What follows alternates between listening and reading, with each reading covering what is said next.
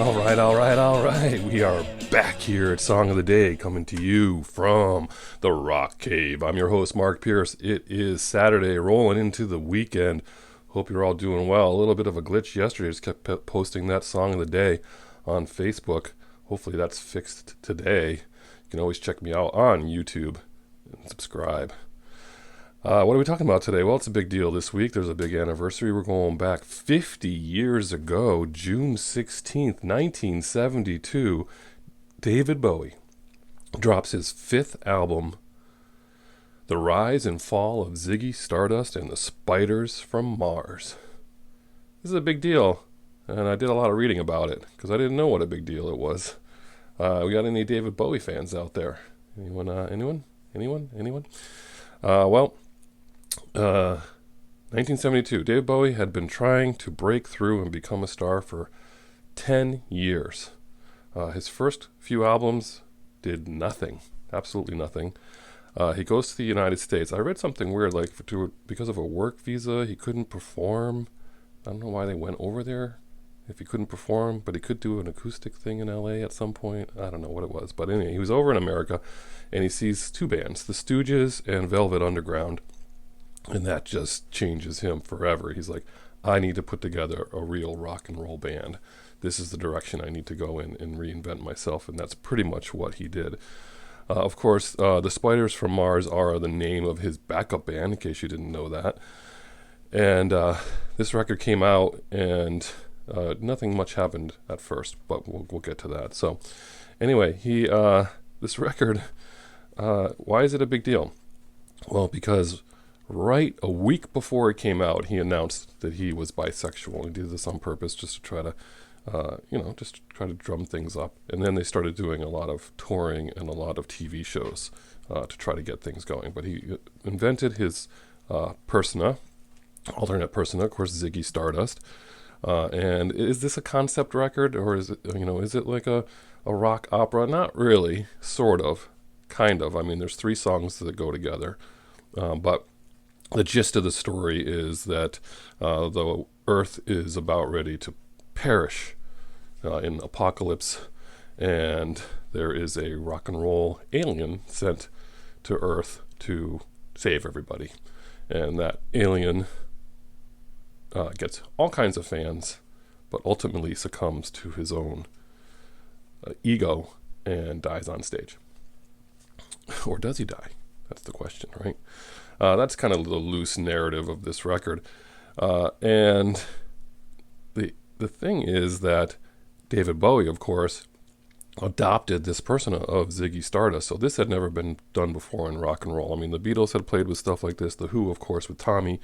But it's not like we thought that they had become Tommy, that Roger Daltrey was Tommy. Like, he didn't go on stage saying that and play a role. It was he himself in concert, Tommy. So they had never seen anything like this before.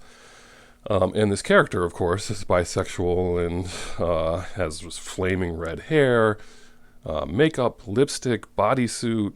I mean, this is stuff that they've never seen before. And what changed was when they went on the show Top of the Pops, and they did a song on there. They did, which one did they do? Starman. They did Starman on Top of the Pops. And apparently when you read about this was the equivalent, some say, of the Beatles being on Ed Sullivan. And you could watch the performance, and from today's standards, you're like, wow, this is kind of muted. I don't get it. But they had never seen anything like what he looked like. This was a really big deal at the time. Not to mention, the songs were great. But apparently this performance really changed everything, and it was just, he took off from there. Huge global success based on that performance. So we're going to post that below so you guys can check that out and see what you think. But it's a big deal. It doesn't feel like a big deal now, but it was then, like so many things. What did I read else about this? David Bowie was someone who could get a vocal on one take, and they were always amazed at him being able to do that. So a lot of these recordings were the first take on vocals for these songs. And these songs are interesting. I've never listened to the whole album before. I did for this show, and I was like, oh, some of the stuff is, I dig this stuff. I mean, of course, I know some of the songs off of it, but There's some new ones on there. I was like, oh, this is interesting. The other thing I had forgotten was prior to this, I think, prior, that he had written All the Young Dudes, of course, and gave it to Mott the Hoople. I forgot about that piece of tidbit. But the record itself here went to number 5 in the UK and only number 75 in the US. The US were, as usual, not ready for such things. But later, in looking back, of course, it's named as one of the greatest albums of all time. So he goes on tour with this record. They do like 200 shows in 18 months. And then at the Hammersmith Odeon, he announced the retirement of Ziggy Stardust. It got too much. The person, you couldn't tell, like, who was Bowie, Ziggy, Bowie, who are you? I mean, it became too big for him, and they retired him, as far as that's concerned, in case you didn't know that. So that was interesting. And then he kind of had to even invent another character after that, on the record after that, to kind of keep things going. And that was Aladdin Sane is the name of the record. Remember, with the lightning bolt on it? And that's a play on Lad Insane, by the way. And he dubbed that tour Ziggy Goes to America, as far as when he was doing that. As part of that, before he went to retirement of Ziggy Stardust, but that was the trajectory of that. Also of note, a Rick Wakeman plays harpsichord on one of the songs. Yes, that same Rick Wakeman was asked to join this band from David Bowie's band, but he had said yes to yes that same day. Go figure. Anyway, so that's that Top of the Pops of that performance that changed everything. Starman, you guys know Starman? But again, that character, everything about this, when you look back at David Bowie, this is what changed everything for him. And of course, some of the songs on there, Suffragette City, for example, one of the earliest David Bowie songs I ever loved from his back catalog, because of course I was introduced with Let's Dance on MTV. But Suffragette City, great song. What's your song of the day? Well, it's got to be Ziggy Stardust, of course.